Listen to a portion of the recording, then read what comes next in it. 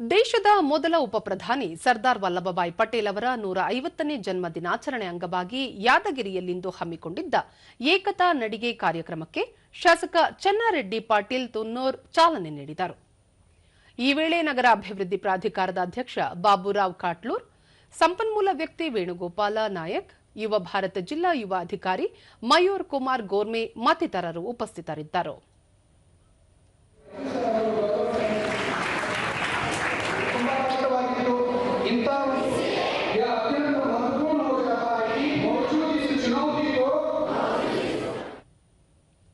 ಬಳಿಕ ಚೆನ್ನಾರೆಡ್ಡಿ ಪಾಟೀಲ್ ತುನ್ನೂರ್, ದೇಶದ ಅಭಿವೃದ್ಧಿಯಲ್ಲಿ ಯುವಕರ ಪಾತ್ರ ಅತ್ಯಂತ ಮಹತ್ವದ್ದಾಗಿದ್ದು, ಯುವ ಶಕ್ತಿಯನ್ನು ಸಮರ್ಪಕವಾಗಿ ಬಳಸಿಕೊಳ್ಳಬೇಕಾದ ಅಗತ್ಯವಿದೆ. ಯುವ ಸಮುದಾಯ ಸರ್ದಾರ್ ಪಾಟೀಲರ ತತ್ವ ಆದರ್ಶಗಳನ್ನು ಪಾಲಿಸುವ ಮೂಲಕ ದೇಶದ ಅಭಿವೃದ್ಧಿಗೆ ತಮ್ಮದೇ ಕೊಡುಗೆ ನೀಡಬೇಕು ಎಂದು ಹೇಳಿದರು. ಅದಕ್ಕಾಗಿ ನಮ್ಮ ದೇಶವು ಕೂಡ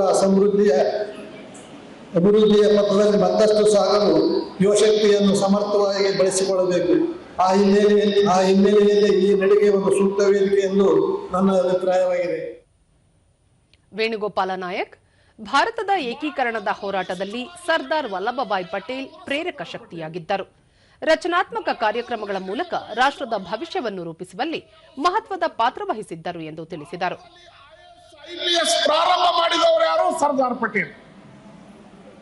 ಒಂದು ದೇಶ ಅಭಿವೃದ್ಧಿ ಆಗಬೇಕಾದ್ರೆ ಆ ದೇಶದ ಮಿಲಿಟರಿ ಬಲಿಷ್ಠವಾಗಿರಬೇಕು, ಆಂತರಿಕ ಭದ್ರತೆ ಶಾಂತಿಗಾಗಿ ಪೊಲೀಸ್ ಇಲಾಖೆ ಇರಬೇಕಂತ ಹೇಳಿದಂತ ನಾಯಕ ಯಾರು ಅಂತಂದ್ರೆ ಸರ್ದಾರ್ ಪಟೇಲ್. ಮಾಧ್ಯಮಗಳೊಂದಿಗೆ ಜಿಲ್ಲಾಧಿಕಾರಿ ಹರ್ಷಲ್ ಭೋಯರ್, ಏಕತಾ ನಡಿಗೆ ಅಭಿಯಾನದ ಮೂಲಕ ಯುವ ಜನರಲ್ಲಿ ದೇಶಭಕ್ತಿ, ಏಕತೆ ಮತ್ತು ನಾಗರಿಕ ಜವಾಬ್ದಾರಿಯ ಭಾವನೆಯನ್ನು ಎಚ್ಚರಗೊಳಿಸುವ ಗುರಿ ಹೊಂದಲಾಗಿದೆ. ಏಕ ಭಾರತ, ಆತ್ಮನಿರ್ಭರ ಭಾರತದ ಉದ್ದೇಶಿತ ಆದರ್ಶಗಳನ್ನು ಅಳವಡಿಸಿಕೊಳ್ಳಲು ಪ್ರೋತ್ಸಾಹ ನೀಡಲಾಗುತ್ತಿದೆ ಎಂದು ತಿಳಿಸಿದರು. ಈಗ ಇಲ್ಲಿ ಮಾಡ್ತಾ ಇದ್ದೀವಿ. ಇದರಲ್ಲಿ ಎರಡೇ ಉದ್ದೇಶ ಅಂದರೆ ನಮ್ಮ ಸರ್ದಾರ್ ವಲ್ಲಭಭಾಯಿ ಪಟೇಲ್ ಅವರದ್ದು ಮಾಡಿರೋದು ಕೆಲಸ ಬಗ್ಗೆ ಸ್ವಲ್ಪ ಸ್ಮರಣೆ ಮಾಡೋಕ್ಕೆ, ಮತ್ತು ಒಂದು ಫಿಸಿಕಲ್ ಫಿಟ್ನೆಸ್ ಬಗ್ಗೆ ಓವರಾಲ್ ಒಂದು ಅವೇರ್ನೆಸ್ ಹೆಚ್ಚಿಗೆ ಮಾಡಲಿಕ್ಕೆ ಎರಡು ಉದ್ದೇಶದಿಂದ ಈ ಮಾರ್ಚ್ ಎಲ್ಲ ಇಲ್ಲಿ ಆಗ್ತಾ ಇದೆ. ದೂರದರ್ಶನದೊಂದಿಗೆ ಬಿಜೆಪಿ ಮುಖಂಡ ಡಾ ಶರಣ ಭೂಪಾಲ್ ರೆಡ್ಡಿ, ಹೈದರಾಬಾದ್ ನಿಜಾಮರ ಕಪಿಮುಷ್ಟಿಯಿಂದ ಹೈದರಾಬಾದ್ ಕರ್ನಾಟಕವನ್ನು ವಿಮೋಚನೆಗೊಳಿಸಿದ ಕೀರ್ತಿ ಸರ್ದಾರ್ ವಲ್ಲಭಭಾಯಿ ಪಟೇಲರಿಗೆ ಸಲ್ಲುತ್ತದೆ. ಅವರ ದಿಟ್ಟ ನಿರ್ಧಾರದಿಂದ ನಾವಿಂದು ಸ್ವಾತಂತ್ರ್ಯವನ್ನು ಅನುಭವಿಸುತ್ತಿದ್ದೇವೆ ಎಂದರು. ಸರ್ಕಾರ ಮೋದಿಜಿಯವರ ನೇತೃತ್ವದಲ್ಲಿ ಇಡೀ ದೇಶದಾದ್ಯಂತ ಅವರ ನೆನಪಿಗಾಗಿ 150ನೇ ಜನ್ಮ ದಿನಾಚರಣೆಗೋಸ್ಕರ ಇದನ್ನ ಹಮ್ಮಿಕೊಂಡಿದ್ದಾರೆ. ಪ್ರತಿ ಜಿಲ್ಲಾ ಕೇಂದ್ರ, ಪ್ರತಿ ತಾಲೂಕು ಕೇಂದ್ರಗಳಲ್ಲಿ ಏಕತಾ ನಡಿಗೆಯನ್ನು ನಾವು ಆರಂಭಿಸಿದ್ದೇವೆ.